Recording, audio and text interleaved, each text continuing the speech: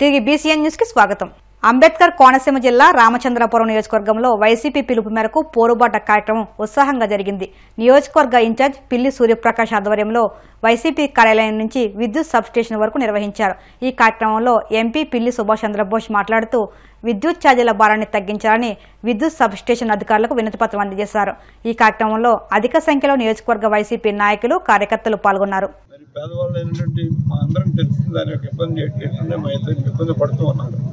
ఎక్కడ పెంచాలో అక్కడ చూసుకోవాలి, ఎక్కడ తగ్గాలి అక్కడ తగ్గాలి. అది రేటు మానేసి ప్రతిదాని మీద కనపడిన వాళ్ళ మీద పండితే అది సహేతుకమైనటువంటి పరిపాలన అనిపించుకోవాలి. ఒకసారి ప్రజలకి కోపం వస్తే ఏమవుతుందని మీరు అందరూ చూసారు. చాలా ఎన్నికలు మనం చూసాం. పాలన గాడి తప్పినప్పుడు సరైన ట్రాక్లో పెట్టే అనుభవం, విజ్ఞత ప్రజలకు గత ఎన్నికలు చాలా ఎన్నికలు రుజువు చేసి ఒకసారి ఆలోచించుకోండి ఎప్పటి నుంచి. అంతే తప్ప ప్రజలు మాకు అధికారం ఇచ్చి మాకు ఇచ్చారు కాబట్టి యథేచ్ఛగా పరిపాలించడానికి కావాల్సిన స్వేచ్ఛను కోరుకుంటే మాత్రం ప్రజలు క్షమించే పరిస్థితి లేదు. ఇవాళ విద్యుత్తో చాలా బాధపడుతుంది. మీ మీద ఇంత కఠినంగా నేను ఎప్పుడు కఠినంగా మాట్లాడుతుంది ఎవరి మీద ఇంత కఠినంగా మాట్లాడాల్సిన అవసరం ఏమవుతుందంటే మాకే విద్యుత్ బిల్లులు కట్టుకోవాలని పరిస్థితి వచ్చేస్తుంది. మరి ఇంత పరిస్థితి రాకూడదు. పేద ప్రజలు ఏ విధంగా కట్టుకోగలరు? విద్యుత్ ఛార్జీలు మీరు వడ్డీస్తుంటే ఈ విధంగా కట్టుకోగలరు. ఏం చెప్పారు? ఈ దేశంలో ఎన్నికల వాగ్దానం మేనిఫెస్టో అమలు చేస్తున్నటువంటి ఏకైక ముఖ్యమంత్రి జగన్మోహన్ రెడ్డి. ఒక్క ఈ దేశంలోనే, మన రాష్ట్రంలో కాదు, ఈ దేశంలోనే ఇచ్చిన మేనిఫెస్టోని ఖచ్చితంగా అమలు చేసినటువంటి ఏకైక ముఖ్యమంత్రి జగన్మోహన్ రెడ్డి గారు. ఆ రోజు ఉన్నాయి ఆర్థిక ఇబ్బందులు, ఏమైనా ఆర్థిక పరిపుష్టత ఉన్నటువంటి రాష్ట్రం కానివ్వండి, ఆ రోజు కూడా ఆర్థిక ఇబ్బందులు ఉన్నాయి. అయినా ఒకసారి మనం ప్రజలకు ఇచ్చిన మేనిఫెస్టోకి అమలు చేయకపోతే ప్రజల్లో విశ్వాసం కోల్పోతుంది. ఇప్పటికే రాజకీయ పార్టీల మీద, రాజకీయ నాయకుల మీద ప్రజలకు విశ్వాసం పోయింది, ప్రభుత్వాల మీద విశ్వాసం పోయింది. ఇది మరి ప్రజాస్వామ్యంలో మంచి పద్ధతి కాదు. దీంట్లో ఒక మార్పు తీసుకురావాలి అని ఆ రోజు నిర్ణయించిన మొదటి రోజే అదే అమలు చేశారు. మీరు దయచేసి మిమ్మల్ని జగన్మోహన్ రెడ్డి గారిని గురువుగా స్వీకరించాలంటలేదు నేను. ఆయన ఏ విధంగా మేనిఫెస్టో అమలు చేశారు, మీరు కూడా దగా చేయకుండా మేనిఫెస్టో అమలు చేయడం ప్రయత్నం. అలా మేనిఫెస్టోని అమలు చేయలేక ప్రయత్నం చేయకపోతే చరిత్రలో దగాకూరగా మిగిలిపోయే ప్రమాదం ఉంది. కాబట్టి ఆ మద్దతు తెచ్చిపోకుండా ప్రకాశం జిల్లా టంగుటూరు జాతీయ రహదారిపై ఉన్న టోల్ ప్లాజా వద్ద పోలీసులు గురువారం విస్తృత తనిఖీలు చేపట్టారు. డాగ్ స్క్వాడ్ను రంగంలోకి దింపి ప్రతి వాహనాన్ని క్షుణ్ణంగా పరిశీలించారు. జిల్లా ఎస్పీ దామోదర్ ఆదేశాల మేరకు గంజాయి తరలింపు వంటివి అరికట్టడంతో పాటు నేరగాళ్లను గుర్తించేందుకు ఈ తనిఖీలు చేపట్టినట్టు స్థానిక పోలీసులు తెలిపారు. తనిఖీల సమయంలో కొంతసేపు ఆ ప్రాంతం ఉద్రిక్తతగా మారిపోవడంతో ప్రజలు అయోమయానికి గురయ్యారు. వంగవీటి మోహన్ రంగ వర్ధంతిని పురస్కరించుకుని తాడేపల్లిగూడెంలో ఆయన విగ్రహాలకు కాపు సంఘాల నాయకులు నివాళులర్పించారు. తణుకు రోడ్డులోని విగ్రహం వద్ద కర్రి సత్యనారాయణ, రాధాగంగ సభ్యులు మెరుగు రాజగోపాల్ ఆధ్వర్యంలో గొల్లగూడెం సెంటర్లో నియోజకవర్గ కాపు నాయకులు బాలబొమ్మల శ్రీనివాస్ ఆధ్వర్యంలో నివాళులర్పించారు. ఇరు వర్గాలకు చెందిన నాయకులు, కార్యకర్తలు, అభిమానులు రంగా విగ్రహానికి పూలమాలలు వేసి నివాళులర్పించారు.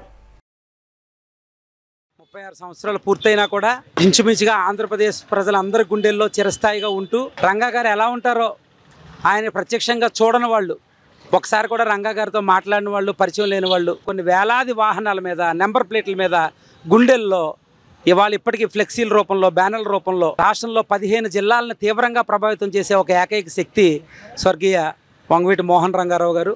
ఆయన గురించి మనం మాట్లాడుకోవాలంటే ఆయన ఒక్కసారి, అది కూడా పూర్తి టర్మ్ కాదు, 3 సంవత్సరాలన్నర కాలం పాటు ఎమ్మెల్యేగా పనిచేసి ఉన్నారు. అటువంటి ఒక మాజీ ఎమ్మెల్యే, సింగిల్ టైం ఎమ్మెల్యే ఇవాళ ముఖ్యమంత్రులకు కూడా లేనటువంటి ఫాలోయింగ్ ఉండి ఇన్ని విగ్రహాలు భగవంతుడితో సమానంగా 10-15 జిల్లాల్లో, తెలంగాణలో కూడా ఈవెన్ చనిపోయిన 36 ఏళ్ల తర్వాత కూడా ఇవాళ రాష్ట్ర వ్యాప్తంగా 15 నుంచి 20 చోట్ల విగ్రహావిష్కరణలు జరుగుతున్నాయి.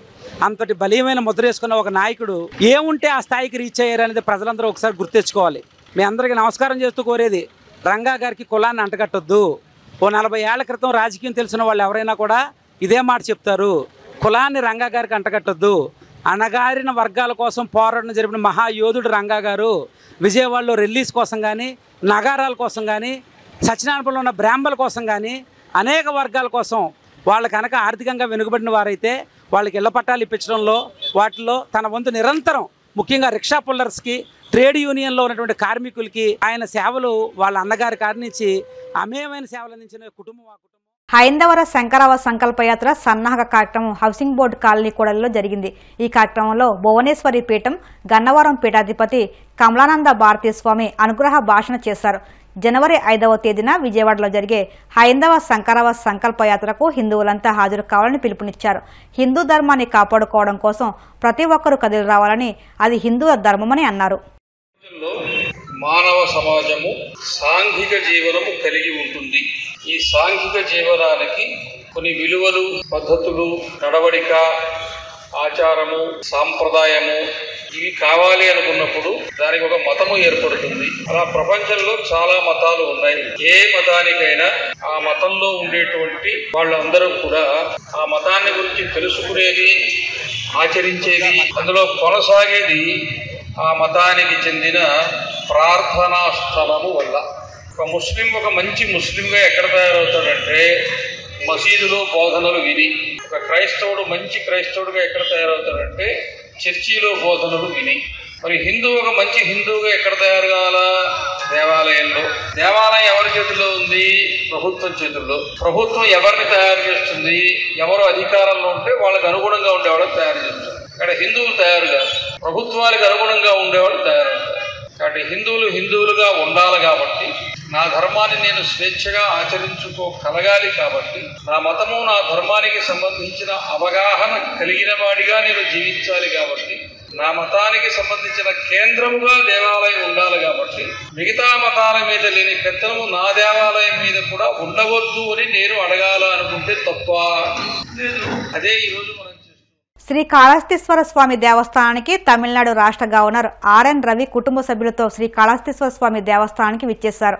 వారికి దేవస్థానం డిప్యూటీ ఈవో ఎన్ఆర్ కృష్ణారెడ్డి స్వాగతం పలికి శ్రీ జ్ఞాన ప్రసన్నాంబిక సమేత శ్రీ కాళహస్తీశ్వర స్వామి ప్రత్యేక దర్శనం చేయించారు. అనంతరం శేషవస్త్రంతో సత్కరించి స్వామివారి తీర్థప్రసాదాలు చిత్రపటాన్ని అందజేశారు. ఈ కార్యక్రమంలో AEO Vidyasagar Reddy, superintendent and CSO Nagabhushana Yadav, PRO Ravi, దేవస్థానం అధికారులు, సిబ్బంది పాల్గొన్నారు.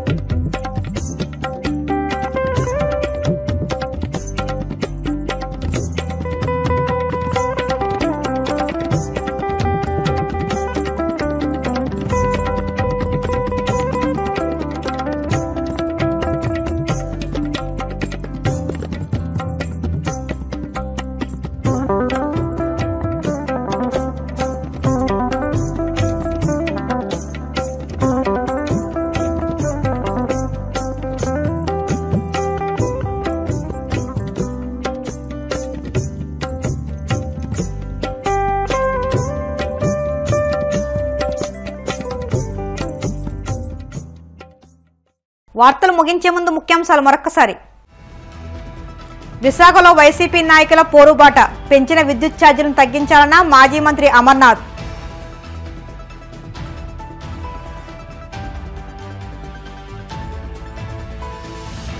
అమలాపురం విద్యుత్ సబ్ స్టేషన్ వద్ద వైసీపీ ధర్నా, సారథ్యం వహించిన మాజీ మంత్రి పినిపే విశ్వరూప్.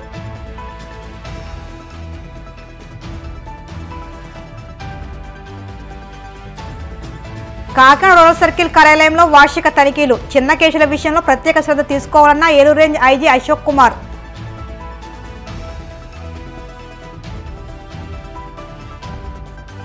శ్రీ కాళహస్తీశ్వర స్వామిని దర్శించుకున్న తమిళనాడు గవర్నర్ ఆర్ఎన్ రవి, ఆలయ మర్యాదలతో స్వాగతం పలికిన డిప్యూటీ ఈవో కృష్ణారెడ్డి.